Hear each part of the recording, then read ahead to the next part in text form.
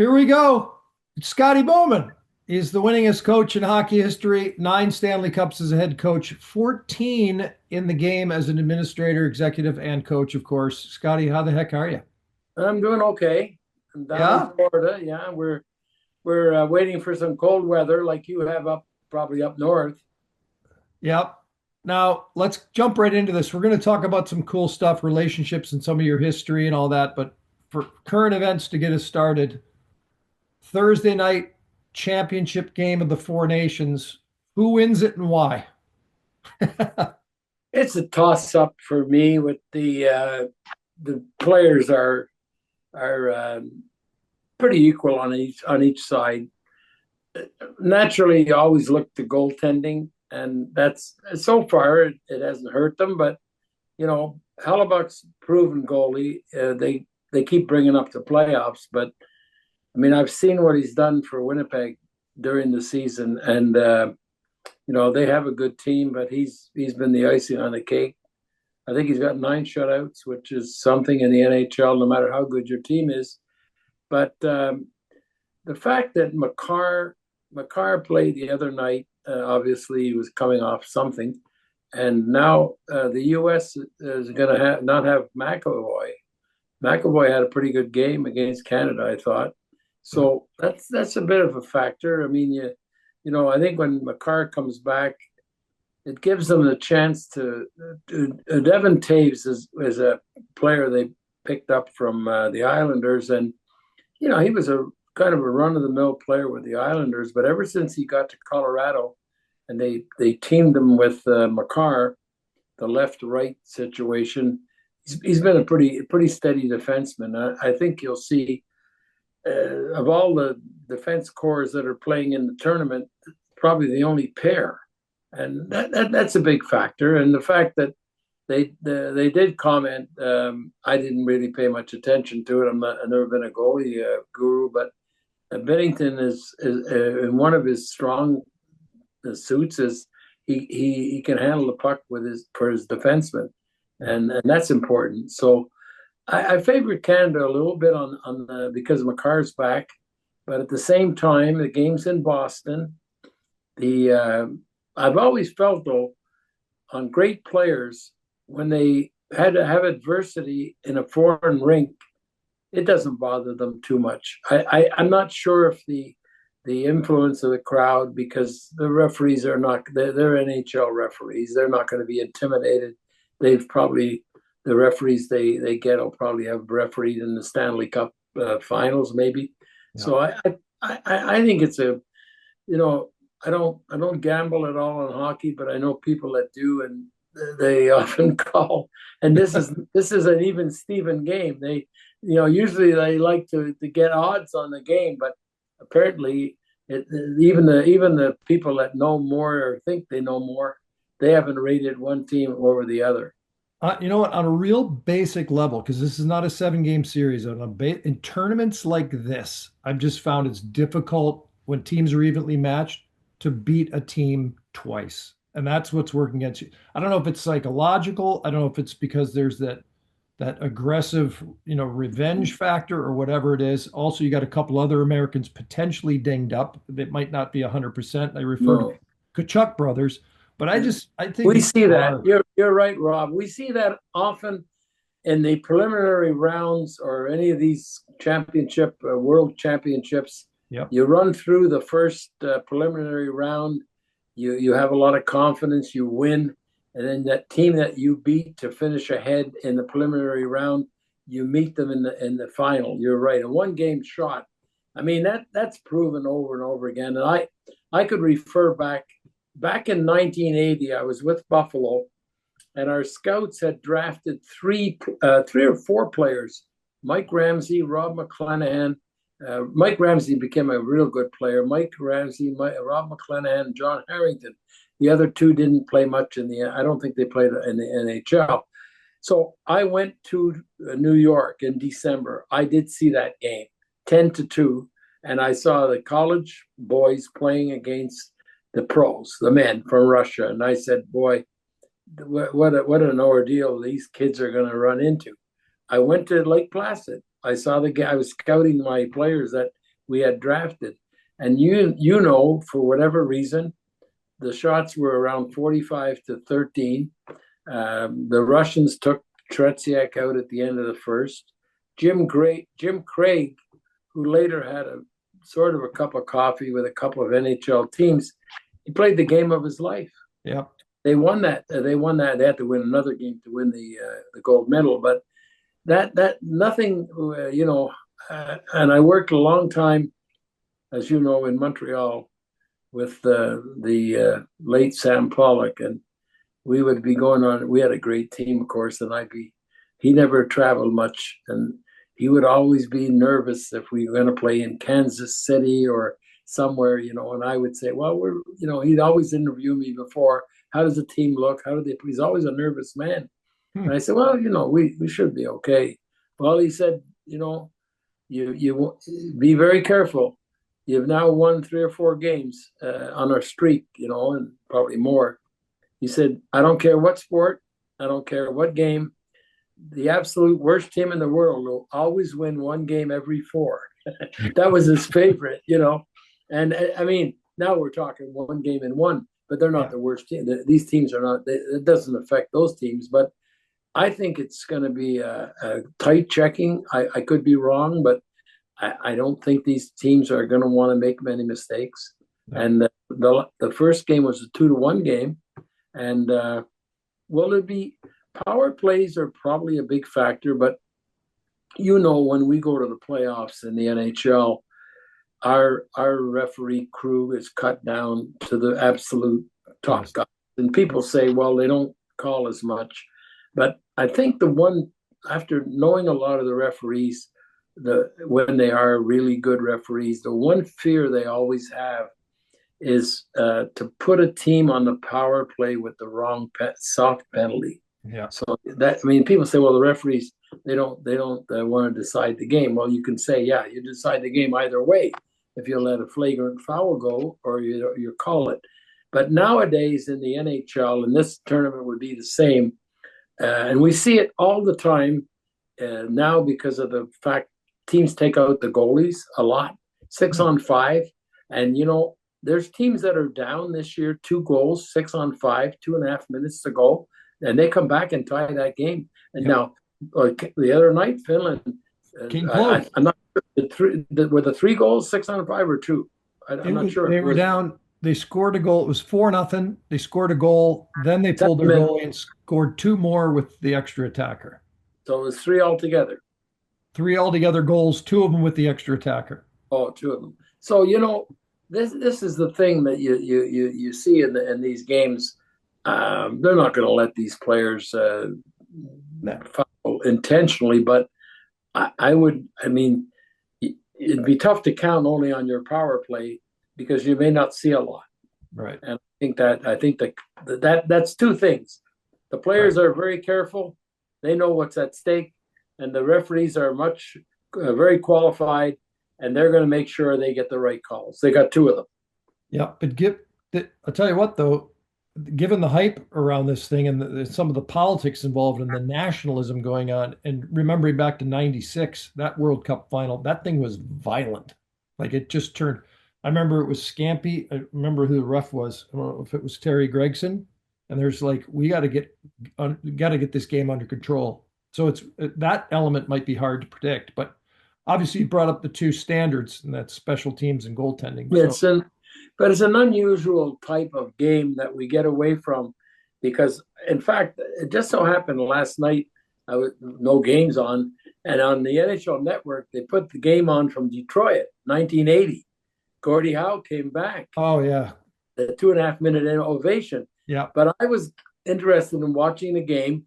It wasn't a particularly rough game, but it was a lot of contact and a lot of competition. They competed. Now, I don't know when it fell off probably not much longer than that, because when we started playing the All-Star games, I think it was the players sort of said, I don't want to get hurt in these games. And the teams were saying the same thing, and now we're back. They won't do this every year. Next year will be the Olympics. And then, of course, every 2 years, they're going to have that World Cup. So there'll be a couple of years out of the 4 that won't be very much. So I think it's quite a thing when you see these players, uh, teammates forever. On like we take the Florida Panthers, the best example. Yeah. They play. They don't play on the same line a lot, but they do a lot. They play a lot. Kachuk and Sam Bennett, and that's been a big factor for that team. They have a lot of. I mean, we call it sandpaper, and the Florida Panthers are a different kind of team. Teams would like to get some players that play with some grit, and then I was reading the other day where they were talking about Canada's team. I mean, all players in the NHL are tough, but they were saying, well, should they have put on Tom Wilson? Because he came into the league as a real brawler. I mean, not many guys would fight him because he was a great fighter. He still is, but he's developed into a pretty decent player. And I don't think players get intimidated in this game. I saw the way McDavid and McKinnon.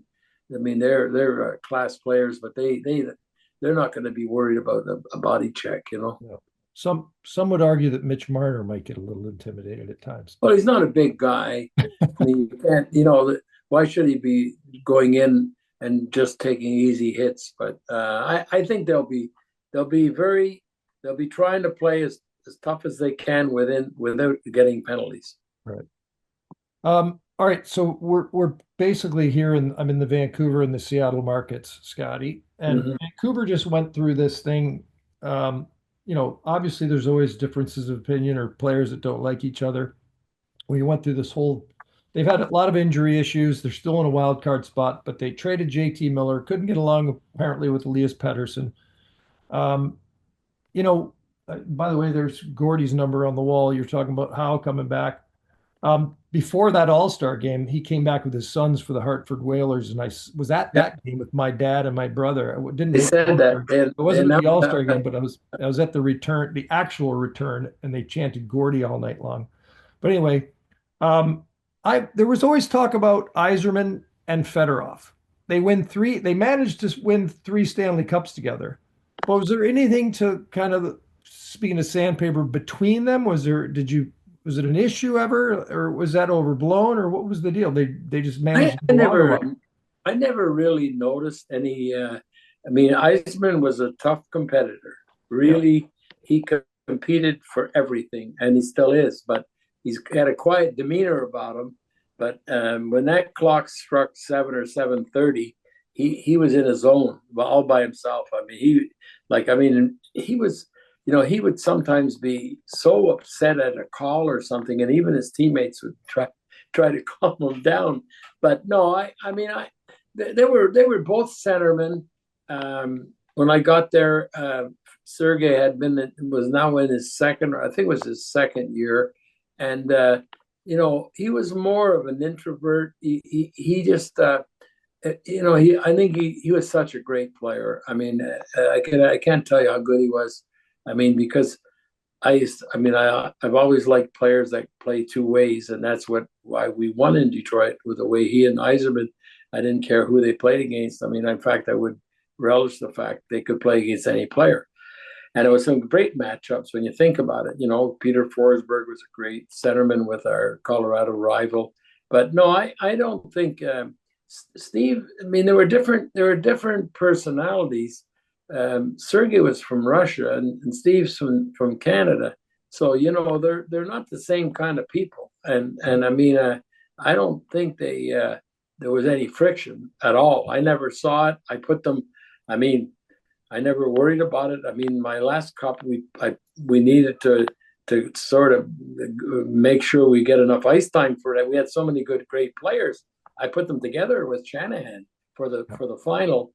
And they were superb. I mean, not many. I didn't think that the other team would have a matchup, and they really couldn't. It wasn't anybody's fault. But Steve moved over to the wing. He had a bit of a knee issue at the time, anyways. But no, I could say that if there was any differences, it was only in their personality because of the countries that they were born and came from. Right. And now the other thing about Fedorov, though, I think it was 13 seasons, 3 cups, obviously a Hall of Famer. Do we forget about all that now? And hoist 91 to the rafters. Where I mean, some can't get over it because he held out for 59 days and went through Uh, the whole I, offer sheet from Carolina in that's 98. probably. I mean, I'm not privy to it. I don't know the reasons how. I do know that, and coming from around there and being around a lot, historically, the Detroit Red Wings have not been like most teams in the league. I mean, Red Kelly was a great hockey player for the Red Wings back in the 50s. They won their 4 cups with him, and then he went to Toronto and won 4 more. And look, Red didn't get his jersey up in the rafters till about 2 or 3 years before he passed away. So I think it's a little different now because the career that Steve had, Eisenman, the career that Nick Lidstrom had, and they didn't have any issue of putting their jersey up. But yes, I think with Sergei, I don't think. I mean, looking historically to other teams, players leave and they even the ones that get in the Hall of Fame. There's a lot of criteria. I don't think the Red Wings have a criteria, but at the same time, there has to be some mysterious reason why, as a player, because that year that he didn't sign, I can give you a little history on it. Because I was doing contracts that summer. We had changed everything around, and Sergei was not easy, and Keith Primo. I wasn't really involved as much, but Keith Primo was looking to be the next Steve, and he wanted to get a big contract. And Mr. Illich was so proud of that he could be the next Steve, and he didn't want to sign with us at the beginning. He must have wanted a huge contract. And Mr. Illich, Mike Illich, said, "We're not let him sit all year, but I can't let this player go. I don't." And I said, "Well, that's okay." And then we went through training camp, and then all of a sudden, right before, maybe a few days before the first game, it was Brendan Shanahan announced somewhere in the media the team had gone from Hartford to Carolina. He was captain, and he said he'd like to get a trade. And I saw that, and I remember I told our people, I said, and I phoned up Mr. Illich, and I said, it's now a month. We haven't. It looks like it's a real headstrong deal here with Keith Primo. He's not going to sign. And I said, we can't operate our team not having a player like that for a whole year. And I said, here's an opportunity to really upgrade a position on our team that could really help us, because we'd been close to the 2 or 3 years before that. You're always looking to get a well-rounded player who could. He was a great scorer. He knew how to play, but more than that, he could really scrap. If anybody was going to take a chance, he was one of those kind of players that just came along. He's a big guy. So I said, we got to think about this, and he was the difference, us getting him, and then when the next year when Sergei held out and didn't sign, and we would not been able to win that cup. That was what I was saying. He came back. I'm gonna guess he came back. Just a guess, maybe less than 2 months before the end of the regular season, maybe in February, and he just took off. What a playoff year he had, and that gave us, the impetus to win that cup. So, yeah, I mean, it's something that's holding it back, Rob. But I still feel, of all the players I coached, I can tell you, he didn't have any holes in his game. I mean, people say, well, he didn't. A lot of great players don't put the foot on the pedal every second of every game. But boy, when you needed something, offense or defense, when we were injured on defense, we put him on defense. In fact, it was so much. I remember talking a couple of years later at some function, talking to Wayne Gretzky, and he was always a big admirer. He went toe to toe with Gretzky for a whole year for a scoring championship when they were both in their prime. Gretzky, of course, won that scoring title again, but Gretzky had a lot of admiration and still does for the way Sergei played. And Gretzky was so astute about the other players on the teams. And I remember talking to him, and he said, "You know, I can't believe how Sergei could have gone back and played defense like he did." He said, "Scotty, I could never even attempted to play defense. Mario, he wouldn't go back. He even mentioned Yarmer Yager. He said, you know what he did to go back for 6 weeks or a month or something and play defense the way he did, that's a special skill. And it was mainly he had a defensive mind when he came up to Detroit his first year before I got there. Unusual Russian player. He came up and Brian Murray was running the team, and he wasn't an offensive player. He was on the team as a real shutdown type of defenseman. That's unusual for Russian players. The way they shut you down is they don't give you the puck, Right. but Sergei can go and get the puck, and he Yeah. was big too. So Yeah. yeah, I kind of hope. I mean, after the career he had, yes, he left under unusual circumstances. He went, didn't sign again. I guess they offered him a contract before he went to maybe Anaheim, but he paid his price. I don't think the end of his career would have been as would have been. I think it would have been better in Detroit, but it didn't happen. Right. Unbelievable. Just to watch him skate, like just a glorious power skater, like just a Forwards beautiful and backwards. everything about him. What's that? Forward is take forward and backwards. He could Yeah, skate both ways. just Yeah. beautiful to I mean, watch. well, I Beautiful. had other players that have been great skaters, but one of the greatest I had was we never won a cup or anything. Was Gilbert Perreault. If you wanted to see a pure, like now we see McDavid. It's amazing what a skater McKinnon and McDavid are because everybody can skate now. Rob, they're all. I mean, Yeah. if you ask me to pick out the skaters in the league, it's so hard, but it's not hard to pick those two out. Yeah. Makar, the way he has his edges. That young Quinn Hughes playing in Vancouver. I mean, you know, they look like figure skaters. They on their edges, like they can turn and on a dime. They can go from one position to another, no effort. Yeah. And now it's a lot different now because they're all there's not. I always said it. You cannot play in this NHL now if you don't have if you're not just an average skater. If you're below average, I don't think they can put you on the team. We have time for maybe one or two more quickies, but want to point out one thing. You just talked about the Russian five and just Russians in general. You don't get the puck. I saw you somewhere talking a few months ago about the first game when you dressed them all in Calgary. And I forget you guys threw out the number of shots. It was actually eight. It was an eight shot, You know? which is incredible. First game for the Russian five against Calgary in Calgary. An eight save shutout for Chris Osmond. Yeah, Like, that was hard. We had practiced them before, but I was always. I don't know why I didn't do it earlier, but what I was more concerned about was building a team atmosphere. What about if these players were so much different, and what would it do to the rest of the psyche of the team? You see, right. but then I got into playing them, but I was so concerned about. I could not figure out a lot. To this day, if you told me, can you go and take a 5-man unit and do what those guys do, I can't tell you how it starts because I don't know. I didn't know anything about it.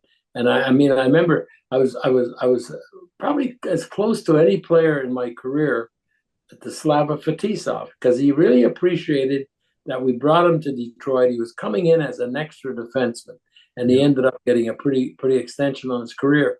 And he's the one player. Well, I had a good relationship with the good Russians, but Larionov to this day. But Slava was different, and he would come to me sometimes. Maybe he could feel something. He said, "Look, if there's something that you don't like or you don't think is right, don't you be worried about come to me and tell me if you want there's something you want to change." And I laughed and I said, Slava, I have no idea what you're doing. I don't care what it is. Just keep doing it. And to this day, I often, well, I don't see him now, but I used to see him and he'd always kid me about it. But, that was a special group. But I was always concerned. I didn't really, if you asked me if I would do it over, I would play them more, but I always kept them for the playoffs because I didn't want the other team to figure out, because they were really, I mean, I don't have every shift of there, I have a lot of them, but they were pretty well unstoppable. And, when they circled around like the Harlem Globetrotters, and the man that got a breakaway at the other blue line was Constantino. Constantino. Yep. Incredible. I was going to mention one other thing. You brought up today's game and today's skaters and all that. Let's say you're a 45-year-old man right now, Scotty. Would you be able to coach in this league with the way the mentality is changed? Well, your look might answer the question, but like you were a no nonsense. No, but you get a lot of help now. Yeah. There's four people behind the bench. They have roles. They have power play specialists. Yeah. You see all the head coaches, even the ones they have a play for the goalie out and all that kind of stuff. So, I don't think I never tried to complicate the game as much as people think, but I had two things that I can honestly tell you that they're very simple. I would tell any coach, even today, and I've told coaches that I know that often we talk, and I learned because somebody told me about it, and one was in practice sessions. I stood at center ice. Anything that was a blue line offside, even if it was onside by a hair, I would blow the whistle. I got this from Toe Blake because I used to watch them practice. I said, Toe, I noticed you blew the whistle and it was onside. No. He said, I told our players, why do you make it close that the linesman has to make a decision? You don't do that. And the more times you don't go offside, and the 80, well, that was 70 at that time. So nowadays, it's probably more important than ever because you have the video. Yeah. So to me, I would be so upset if our team scored a goal on an offside play and got called back, because that's a drill I used to use every single day we practiced, and I would sometimes just intentionally blow it, and we were onside. I said, I told you before, don't make it close. That's one thing. But the other thing that I really tried to tell coaches, and it's hard to do today, although I think you could still get away with it if you practiced it. I had a football horn, and I used to scrimmage, and I used to say one team was I blow it twice. That would give the team on the ice, the red team, say when Detroit, we're at the 1 minute mark. So everybody start thinking, I'm telling you, it's time for you to change. You can't change 5. So we would practice line changes. But the secret was, I don't want any gliding. As you go to our bench, you can glide the last 2 strides because you can't go full speed. You're going to hit the bench. But if you glide, you'll sit.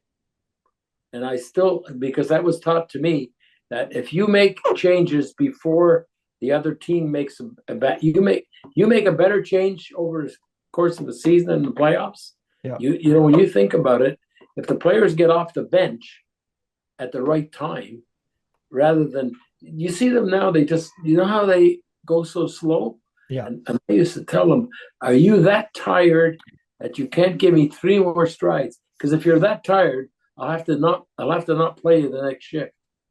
But if you had a young team and you did those 2 things, like stress no blue line offsides and no cruising to the bench, like I call it cruise, drives me crazy.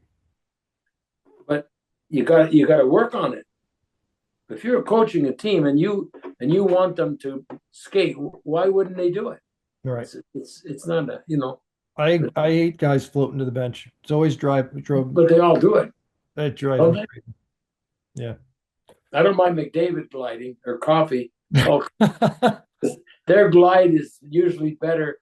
I mean, like Bobby Orr, they could glide more, probably faster than most guys that could skate. Yeah. Yeah. They're pretty to watch. Um, Last one. I got a couple minutes left. Okay. I'd love to get back to. I want to go back to the old Montreal days and the old saying. Well, maybe we'll sneak this in real quick. So the old saying, you've probably heard it. The Montreal players say, "We didn't like we did." Oh, Scotty wasn't a popular coach. He wasn't trying to be popular. He was quote unquote the hard ass. And we liked him once a year, and that was when they were handing out the Stanley Cup rings. If you heard that, I'm sure you've heard some variation. I'm So paraphrasing. the good part of it though, most of them went into coaching or managing, so now they don't have to say they're sorry. Right, exactly. Because they know what it's like themselves. But did you have a chip? I don't want to say a chip on your shoulder, but you got injured as a junior player. You're a smaller guy. I don't think you're going to play in the NHL. Did No, you? that was too Oh, hard. too hard. 16, yeah, Small 16. size, all the factors. So how did you say, okay, this is to develop that competitive thing and that disciplinary? I guess back then, like how did you become that guy? And you've got about 5 minutes to answer. Well, I got a chance. I mean, I coached youth hockey, then junior B, then I coached my first full time job was junior A, and then I got the opportunity with expansion. And when I went with expansion, I had St. a lot Louis. of veteran players that I could really. I mean, I was so fortunate. I had so many players on our team in St. Louis that they're in the Hall of Fame because of what they did before they got to St. Louis. Right. But I mean, you imagine having guys like Al Arbor, I had Dickie Moore, Doug Harvey, Glenn Hall, Jacques Plante, and then later on Red Berenson. But I mean, these guys, I was coaching, but I was listening. I got so many good answers from these kind of players. But at the same time, I always kept my demeanor that I want to make sure that the players are going to work as hard as they could.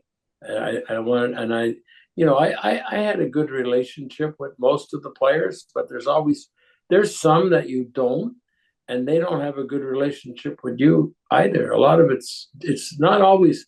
I always thought it's not one sided; it's two sided. You either get along or you don't get along, and and that's the way I did it. But it was kind of a my way or the highway, wasn't it?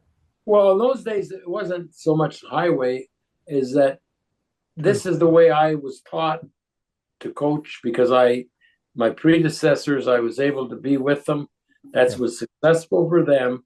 I mean, I wasn't inventing the wheel. yeah, yeah. I still tell people I was very fortunate. I was working for a paint company. My boss was very, very considerate of me.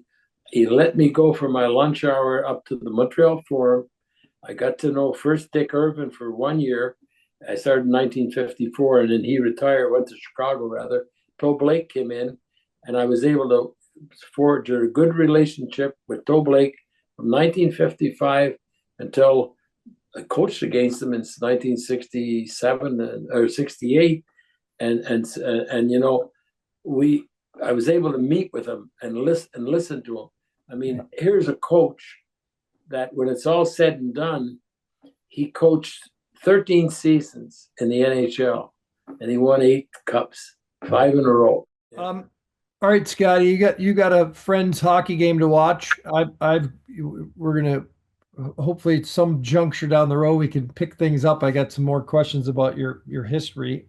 But I'm gonna put you down for yes to 91 in the rafters. I'm Yeah. going to put you down for Chris Osgood. Chris Osgood with his 400 wins probably should be in the Hall of Fame, but that could be a conflict of interest because I know you were involved with the Hockey Hall of Fame on the No, I'm committee. not involved. You're not anymore. No. No, I have been there for, oh my God, it must be 7, 8 years. Okay. I knew you were running the show there for a bit, sort of when it came to the No, I committee. was just one of the Just voters, regular committee 17 member, people. Pardon? just a regular committee member.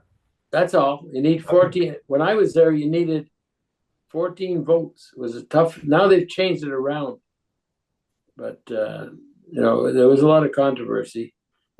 I've always felt the Hall of Fame has been good. I wish they would have kept the veterans category though. There's Yeah. always guys that slip. You think you got them all down, and the toughest part. If there is a good veteran now, he probably won't get in because he played in the 50s or 60s, and the people who are on the committee would never have seen him play. Right. And the three people that I in my day they talked a bit about them at when I was on. One was Lauren Chabot, a goalie that played for Toronto and went to New York, and they didn't know that he won cups with those teams, and people that knew him said what he should have been in the Hall of Fame. Lynn Patrick, I worked for him in St. Louis. He just every time a defenseman would get picked for the Hall of Fame, he said they missed one. Bob Goldham played. Oh, yeah. He said he blocked more shots than Terry Sawchuk when he was with, but he played with Red Kelly. See, but it's in the 50s, and now the one. Well, they're talking about one now that played in Montreal. I mean, if you're talking, if Bob, like Bob Gainey, Guy Carbonneau were great, but this guy's Claude Provo. Oh, yeah. And he's been nominated. He missed a little bit.